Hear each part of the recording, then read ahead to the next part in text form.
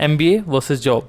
अगर आप मेरी तरह एक कॉर्पोरेट मजदूर हो या फ्यूचर में बनने वाले हो तो आपके करियर में एक ना एक पॉइंट ज़रूर आएगा जब आप इन दोनों चीज़ों में बहुत कंफ्यूज होने वाले हो। क्योंकि मैंने जब से IIM जम्मू से एमबीए कंप्लीट की है एंड मैं कॉर्पोरेट में काम कर रहा हूँ, एक चीज़ तो मैंने सीख ली है, जो एमबीए ग्रेजुएट्स होते हैं टॉप 20 स्कूल से, उनकी सैलरी जनरली हायर रहती है। मेरी पिछली ऑर्गेनाइजेशन जहाँ मैं काम कर रहा था एज वेल एज मैं जहाँ अब काम कर रहा हूँ, मैंने नोटिस किया है एक कंप्लीट फ्रेशर जो भी टॉप 20 स्कूल से एमबीए करके आया है वर्सेस एक ऐसा पर्सन जिसके पास 5 साल 10 साल का एक्सपीरियंस है। इन दोनों में से ज़्यादा सैलरी कौन ले रहा है, गेस करो? MBA freshers. हर एक कॉर्पोरेट मजदूर के लाइफ में एक टाइम वो आएगा ही आएगा जब उसको लगेगा यार कि अब मेरी सैलरी नहीं बढ़ रही है, अब मुझे कुछ नया चाहिए, अब मुझे करना है MBA from top 20 school and मुझे अपनी सैलरी डबल ट्रिपल करनी है। आज यही सब डाउट्स हम डिस्कस करने वाले हैं। So without wasting any time let's start this video. But video को पहले लाइक कर दो और चैनल को सब्सक्राइब कर दो, क्योंकि इन्हीं चीज़ों से मुझे और मोटिवेशन मिलती है ऐसी और वीडियोस बनाने के लिए।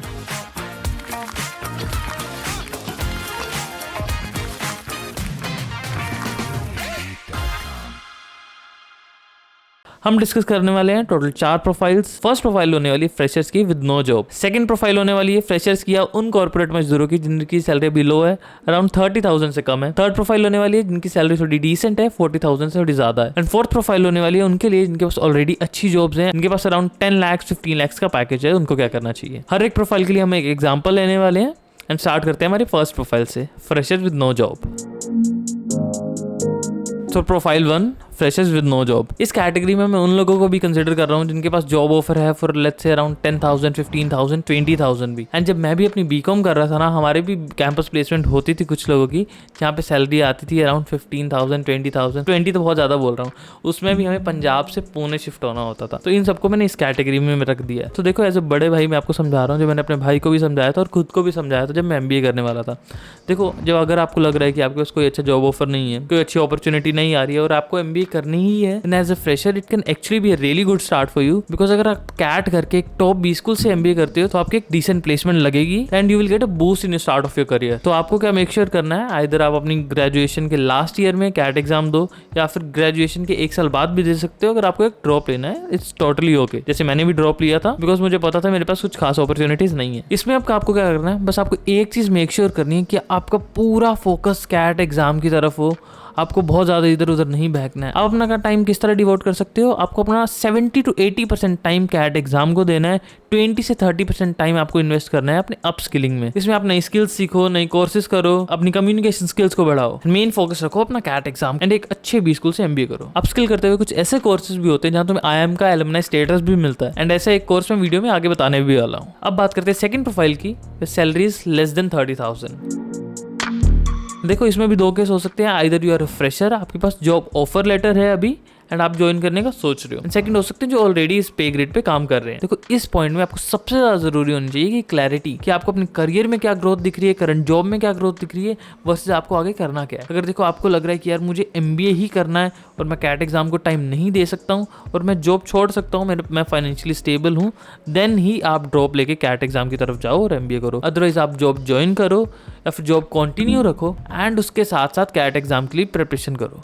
इससे क्या होगा, ना ही आपका गैप ईयर आएगा, आपको वर्क एक्स भी मिलेगा जो कैट एग्जाम में वैसे भी हेल्प करने वाला है एंड फर्दर आपको एमबीए में भी हेल्प करेगा।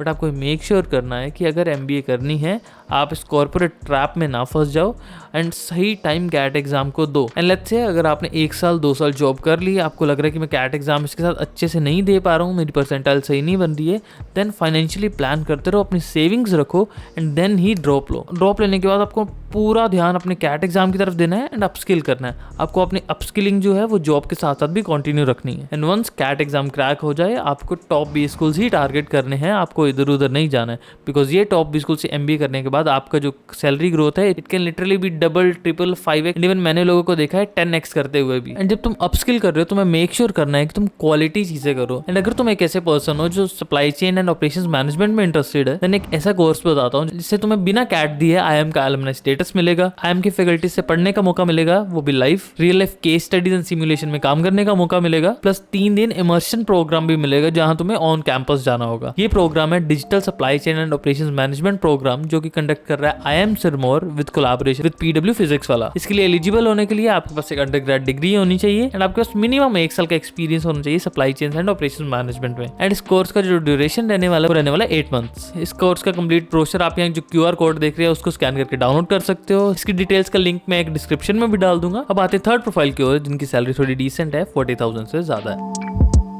आपके लिए चीज़ें थोड़ी कंफर्टेबल रहने वाली हैं क्योंकि आपके पास कुछ प्लस पॉइंट होने वाले हैं, जैसे कि आपके पास फाइनेंशियल स्टेबिलिटी थोड़ी ज़्यादा है, आपका स्ट्रेस एज कम्पेयर टू बाकी प्रोफाइल्स थोड़ा कम होने वाला है। Now you are on a growth trajectory. हो सकता है तुम अपने जॉब में 20 to 25% हर साल ग्रो करने वाले हो। एज वेल एज तुम्हें वर्क एक्सपीरियंस का पॉइंट्स भी मिलने वाले हैं जब आप कैट एग्जाम दोगे। इसके साथ साथ आपके पास थोड़ा टाइम ज़्यादा होने वाला है। आपको चीज़ें रश करने की ज़रूरत नहीं है, आपको अच्छे से एक्सपीरियंस लेना है। बिकॉज ट्रस्ट मी, फ्रेशर्स को तो ऑब्वियसली बूस्ट मिलता ही मिलता है करियर में जब वो MBA करते हैं एक अच्छे B स्कूल से।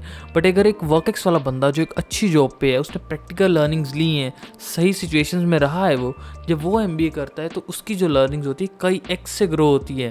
मैंने ऐसे लोग देखे हैं जो 6 लाख पैकेज पहले दे रहे थे, उसके बाद वो 50-60 लाख के पैकेज तक भी पहुंचे। तुम्हारे लिए ग्रोथ पाथ काफ़ी सही हो सकता है। बस तुम्हें क्लैरिटी चाहिए कि सबसे पहले तो तुम किस फील्ड में MBA करने वाले हो, क्योंकि ये भी तुम्हारा प्लस पॉइंट होने वाला है। तुम्हारे वर्कएक्स में, तुम्हारे जॉब में, तुम्हारे रोल में तुम्हें क्लैरिटी मिल चुकी होगी। सेकंड, तुम्हें ये क्लैरिटी लेनी है कि मुझे MBA कब करनी है। मुझे क्या फर्स्ट ईयर जॉब के खत्म होते ही MBA करनी है, सेकंड ईयर में करनी है, 3 साल का वर्कएक्स लेने के बाद करनी है। तुम्हें ये प्लान करना है कम्प्लीटली एंड एक कंसिस्टेंसी बनानी है। ऐसा नहीं कि भाई बहुत ज़्यादा पढ़ लिया, फिर कैट एग्जाम नहीं हुआ 6 महीने बाद फिर छोड़ दिया। नहीं, इट्स ओके। तुम सोचो कि ठीक है, अगर अभी 2024 एंड चल रहा है तो हो सकता है कि शायद मुझे कैट 2026 ही देना हो, तो मैं उसके लिए प्रिपरेशन स्टार्ट कर रहा हूँ। हर रोज बस 1 घंटा दूंगा और 2026 के लिए पढ़ूंगा। ये भी पॉसिबल है। बस आपको लॉन्ग टर्म व्यू रखना है कि आपके पास थोड़ा टाइम है सोचने के लिए। एंड अगर इनकेस आपके पास 3-4 साल 5 साल का वर्कएक्स हो जाए तो आप EMBA की तरफ भी जा सकते हो। आपको भी एक चीज मेक श्योर करनी है कि अपस्किल खुद को करते ही रहना है, either through courses, new skills, better communication skills या फिर रेलिवेंट सर्टिफिकेशंस। अब आते हैं फोर्थ प्रोफाइल पे, जिनके पास अच्छी जॉब्स ऑलरेडी हैं, 10 लाख, 12 लाख, 15 लाख का पैकेज है एंड अपने करियर में वो स्टक हो गए हैं कि अगर इसके बाद मेरी सैलरी बढ़ रही है ना तो मेरा काम भी बहुत ज़्यादा बढ़ रहा है। कि मैंने ऐसी सिचुएशन सच में देखी है कि मेरे से 10-10 साल एक्सपीरियंस ज़्यादा वाले लोग मेरे जितनी सैलरी या फिर मेरे से प्लस माइनस 10-15% सैलरी ही ले रहे हैं। ऐसा इसलिए होता है, बहुत सारी ऑर्गेनाइजेशंस आपको ज़्यादा नहीं पे कर सकती है अगर आपने अंडरग्रेड ही कंप्लीट की है एंड आपने मास्टर्स डिग्री नहीं की है। मास्टर्स डिग्री करने वालों को, अगर वो फ्रेशर्स भी हैं, अच्छे टॉप B स्कूल से हैं, हो सकता है वो 10 साल एक्सपीरियंस वाले एम्प्लॉय से भी ज़्यादा सैलरी दें। तो उनके लिए MBA एक ऑप्शन नहीं बन जाता है। उनको होता है कि यार अब मेरे को MBA करनी ही है, मेरे को अपने करियर में बहुत बड़ा पुश चाहिए। देखो, मुझे बहुत ज़्यादा एक्सपीरियंस तो नहीं है, but what I have seen, या फिर मैं क्या करता ऐसी सिचुएशन में कि मैं MBA करता एक बहुत अच्छे B स्कूल से ही। It could be Ahmedabad, Bangalore, Calcutta, Kozhikode, Indore, या फिर टॉप B स्कूल जैसे IBS, FMS, MDI, FSP Jain. ऐसे बड़े B स्कूल्स आपके करियर को बहुत ज़्यादा बूस्ट देंगे। ऐसा नहीं है कि Tier 2 MBA कॉलेजेस आपके करियर में ग्रोथ नहीं देंगे। वहाँ पे आपको प्ले थोड़ी डिफरेंट तरीके से करना होगा। कि इवन लेट्स से मैं IIM जम्मू में था तो मैंने ऐसे भी लोग देखे हैं जिनके पास अच्छा खासा वर्कएक्स है, उनका पैकेज भी डिसेंट था, तो वो क्या फिर खेलते हैं कि यार हमें बैच में सबसे हाईएस्ट प्लेसमेंट को ही टारगेट करना है कि लेट्स से टॉप 5-10 स्टूडेंट्स रहने वाले हैं, मुझे उसमें आना ही आना है। तो उसमें आपको प्लानिंग अलग तरीके से करनी होगी। एंड ऐसे यार मेक श्योर अगर आप MBA कर रहे हो, कैट एग्जाम कर रहे हो, तो आप अपनी कम्युनिकेशन स्किल्स भी बहुत अच्छे से बढ़ाओ। आप नई चीज़ें सीखो जो हो सकता है शायद आपने पिछले 10 साल में कहीं ना कहीं रह गई हूँ। आप अपनी MBA को प्लान बहुत ज़्यादा अच्छे तरीके से करो। इसके बारे में वैसे तो डिटेल्ड वीडियो बननी चाहिए, कभी फिर बनाएंगे। MBA से पहले हमें क्या क्या चीज़ें चाहिए होती हैं। बट आई होप आपको ओवरऑल एक आइडिया हो ही गया होगा। एंड अगर वीडियो पसंद आई तो यार वीडियो को लाइक करना, कमेंट करके बताना कि आपके क्या व्यूज़ है।